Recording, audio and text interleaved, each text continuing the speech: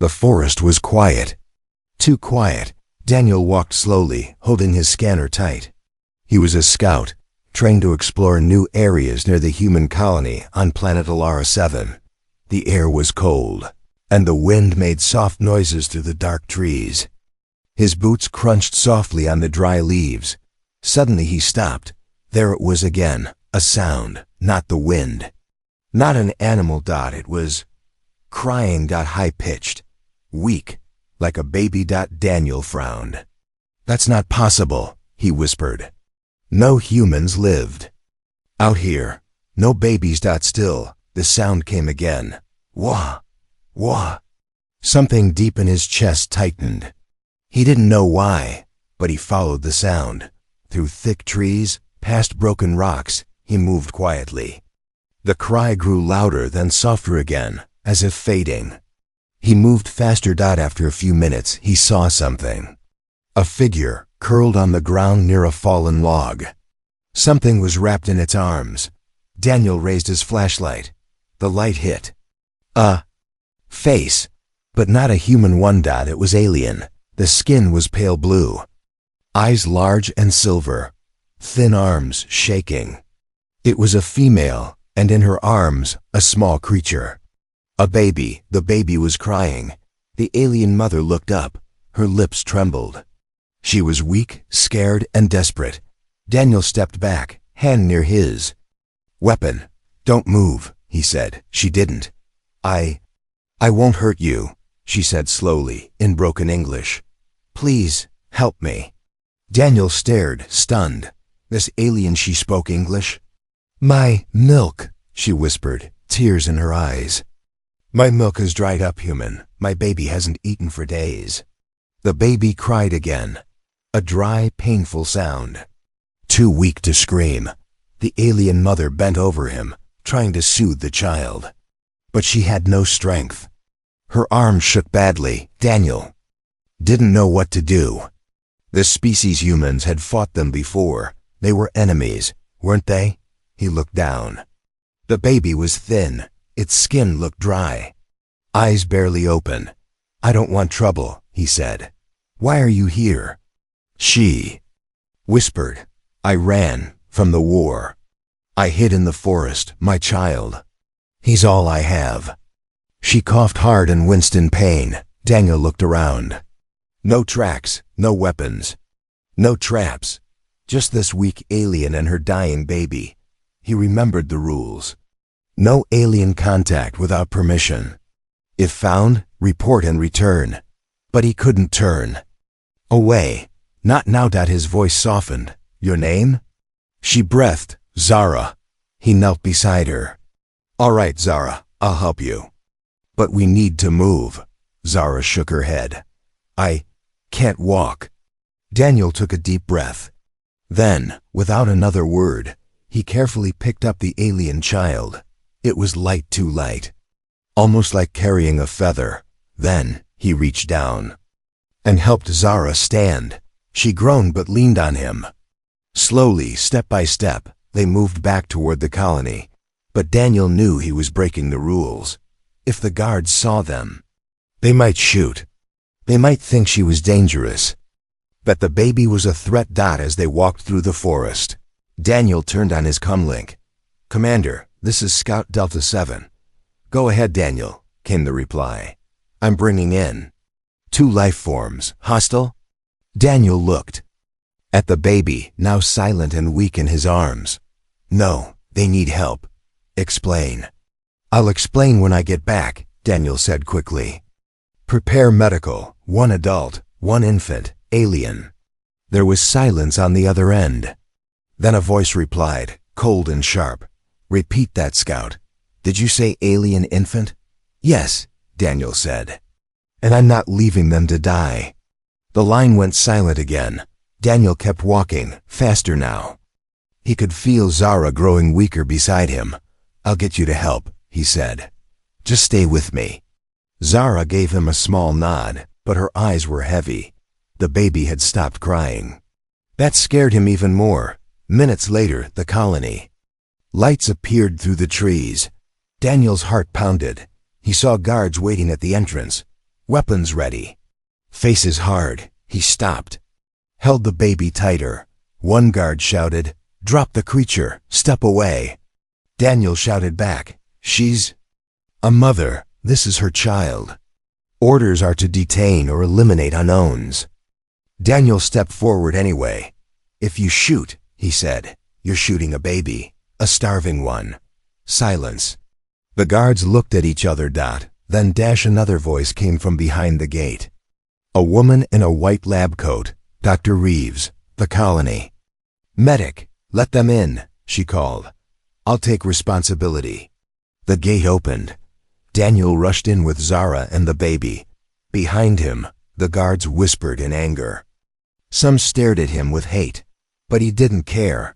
All he could hear was Zara's whisper as she was taken onto a stretcher.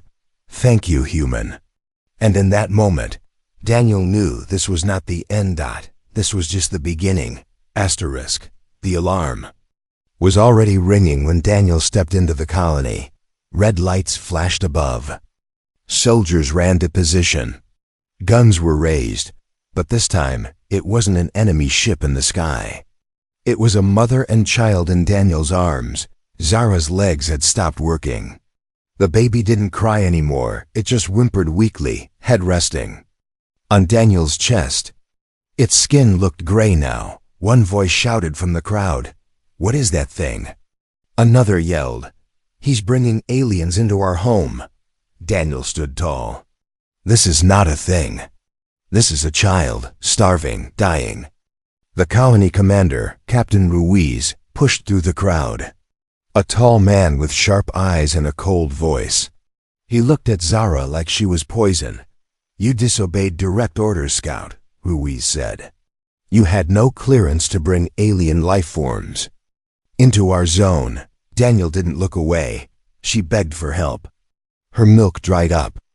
Her baby hasn't eaten for days. "She's not human," the captain snapped. "This is a military outpost, not a rescue shelter." Dr. Reeves stepped beside Daniel, her voice calm but firm. "Let me take the baby to medical. At least give the child a chance." Ruiz didn't respond. He just stared, cold, calculating. Then, finally, "The infant can go to medical. The adult stays in holding." "No," Daniel stepped forward. "She's the baby's only comfort. She's the mother. She's also a possible enemy, a spy, maybe infected. You want to risk the whole colony?" Daniel looked down at Zara. Her breathing was slow, her arms trembling. Yet her eyes stayed fixed on her child. "She hasn't attacked anyone," Daniel said. "She only asked for help." Dr. Reeves moved fast. She took the child from Daniel and rushed to the clinic. Zara reached out weakly as they separated her from her baby. "Please," she whispered. "Don't let him die." Daniel's fists tightened. "I'm going with her." Ruiz shook his head. "No, Scout. You're under review for disobedience." Guards stepped in. Daniel didn't resist, but his eyes burned with anger. As the baby was taken into the medical bay and Zara placed in a locked holding room, a strange silence spread across the colony. That night, Daniel sat alone in his bunk. He stared at his hands. They had held a child who wasn't human, but had cried like one. The baby's face was on every screen, soft silver eyes, pale blue skin, sleeping peacefully under human lights. But behind that peaceful image was a storm. Inside the colony's command room, a silent video began to play, black and white footage. 10 years old. From the last human-alien war, the screen showed soldiers running, explosions, fire in the sky. Then an alien appeared, tall, blue-skinned, eyes burning with rage. She raised a weapon and fired at a human outpost. The commander paused the video. Zoomed in, the image was grainy, but clear enough. It was Zara, the same alien mother Daniel had rescued. "She fought against us," Commander Ruiz said coldly. "She killed humans, we have proof." Gasps filled the room. Even Dr. Reeves was speechless. Daniel clenched his jaw. "This video is from the war. That was years ago. People change." Not enemies, Ruiz replied. They hide. They wait. They attack again. A council member whispered, "What if she's here to finish what she started?" Daniel stood. She came with no weapon, no army, just a starving baby in her arms. Ruiz turned the screen off. "I don't trust her." "And neither should you." Outside the meeting room, the colony buzzed with fear. Some people looked at the sky, worried about alien ships. Others whispered that the baby might be a weapon, not a child.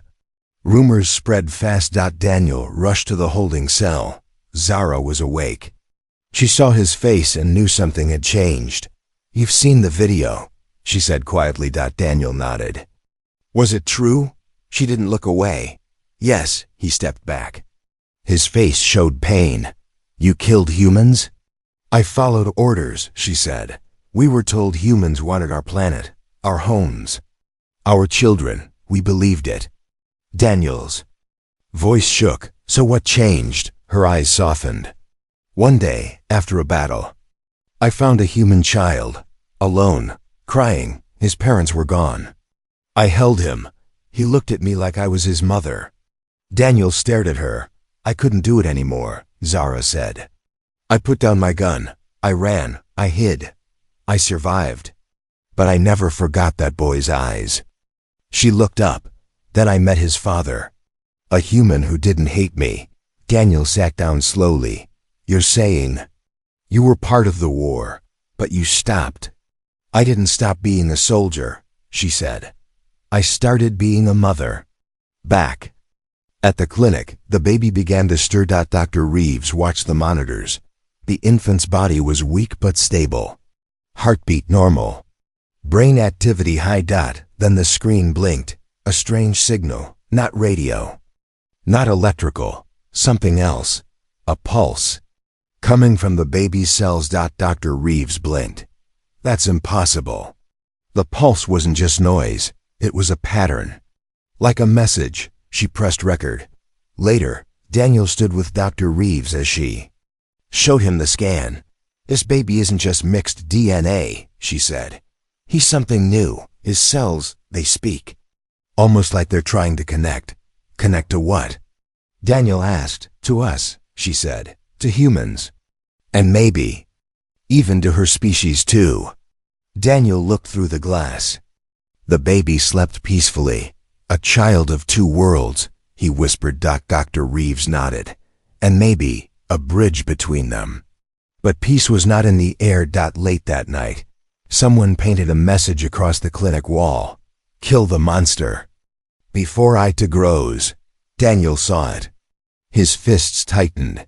The enemy wasn't just outside the colony walls now. It was inside. In the hearts of people who feared what they didn't understand.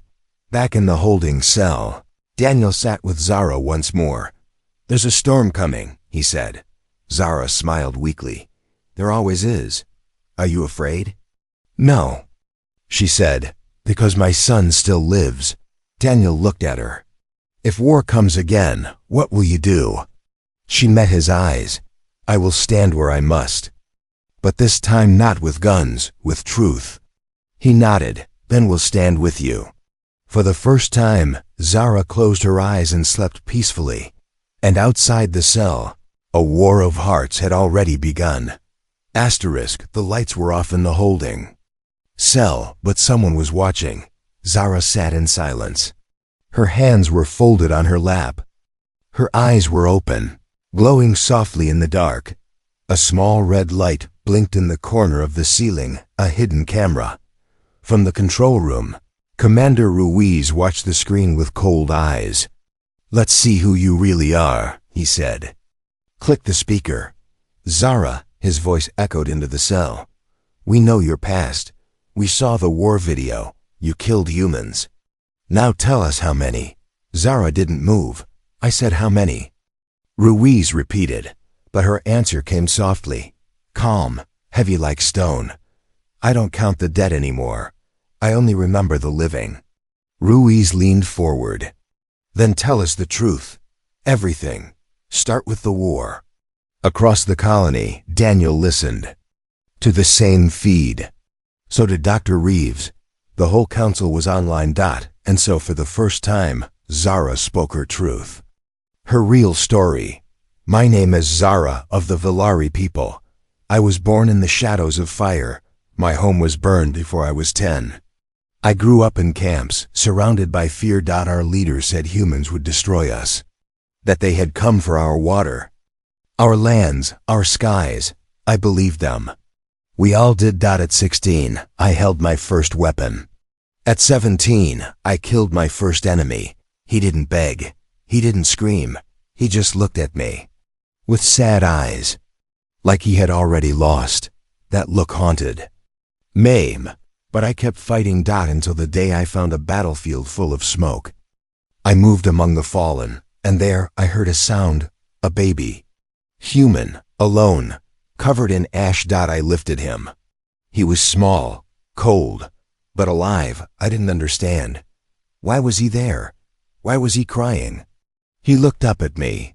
His tiny fingers touched my cheek. He didn't know I was the enemy. In that moment, I couldn't shoot. I couldn't kill. I ran.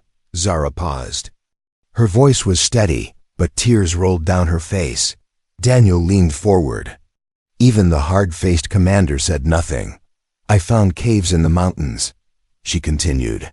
I lived like an animal, hiding from both sides. One day, I was found by a human soldier. I was weak, starving. I expected death, but he didn't shoot me. He gave me food, water, kindness. He didn't speak much. But he stayed, protected me. We were both broken. But together, we felt whole. His name was Elias.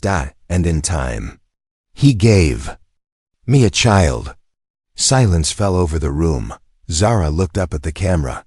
That baby is not just alien. Not just human. He is a symbol of what is possible when we stop fighting. In the command center, someone whispered, "Could it be true?" Ruiz said nothing, but in his eyes, something changed. The next day, Daniel went to Zara's cell. The door was unlocked now. She sat calmly, eyes closed. "You told them everything," Daniel said. "Yes. They might still turn against you. I know." Daniel stepped forward. "But I won't." Zara looked at him. "You remind me of Elias. You have his eyes." Daniel smiled faintly. "Then I'll do what he did. I'll protect the future." Not the lights in the lab blinked 3 times. Then exploded. Every screen went black. The machines monitoring the baby's body froze, then restarted by themselves without human command. Dr. Reeves stood still, staring at the central monitor. Her voice was shaky. "That's not a malfunction, that's him." In the crib, the baby was wide awake. His small eyes glowed softly. Not just blue now, but with tiny sparks of gold, like stars inside them. Daniel entered, breathless. "What happened?" Dr. Reeves didn't answer at first. She simply turned the screen. "You need to see this." The monitor showed the babies. BRAINWAVES. Except they weren't just waves anymore. They were shapes, symbols, repeating patterns that looked like language. "He's not just growing," Dr. Reeves whispered. "He's learning too fast. At a rate we've never seen in human or alien infants." Daniel blinked. "Are you saying—" "He's trying to talk. I think," she said. "He already is." Meanwhile, outside the lab, the colony was splitting.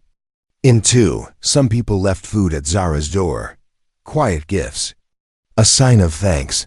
Others painted symbols of warning across walls. Half-breed equals whole danger. Whispers became shouts. Fears turned to threats.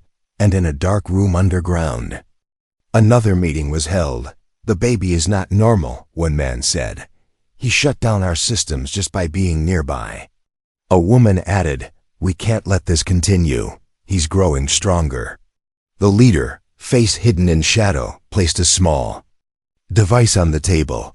"This is a pulse bomb. Silent, clean. We place it under the lab. One click, no pain. The child disappears." The others nodded that the countdown had begun.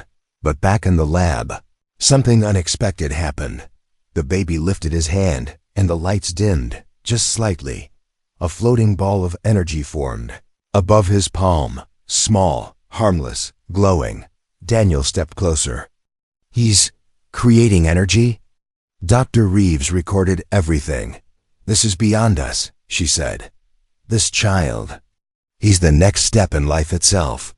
Later that day, Zara was allowed to hold her son again. She rocked him gently.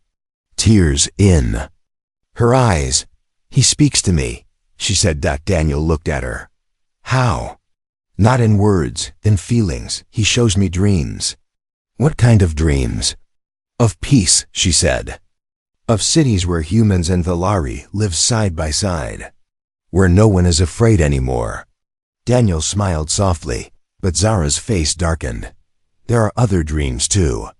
Of fire, screams, death. I think he sees what might happen if we fail. At that moment, the secret group made their move.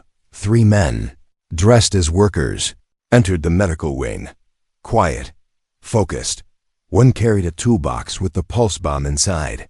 They placed it under the child's room. Timer, 20 minutes. Then they left. No one noticed. Inside the lab, the baby suddenly cried out, but not like before. This cry shook the lights, made the glass vibrate. Dr. Reeves rushed to him. What's wrong? The baby pointed, not at anything, but beneath the floor. Daniel's heart stopped. He dropped to his knees, pulled open a panel and saw it. A small device blinking red. The bomb. He yanked it free.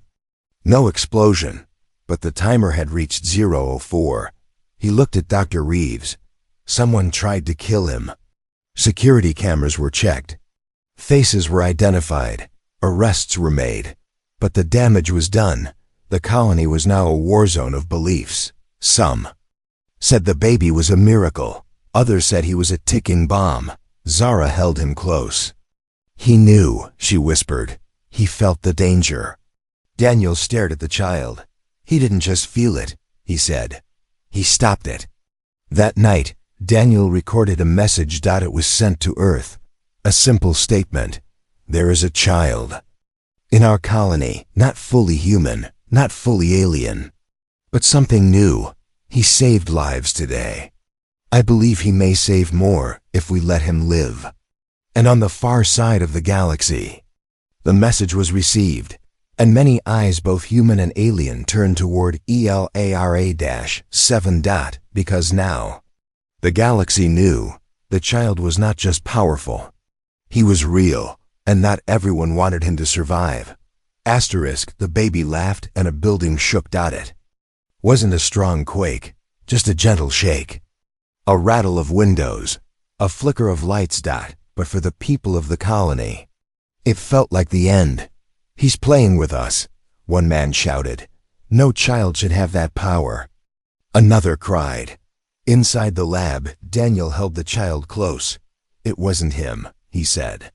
He doesn't even understand what's happening. But outside, the fear had already turned into rage. By sunrise, the walls of the colony were covered in red paint.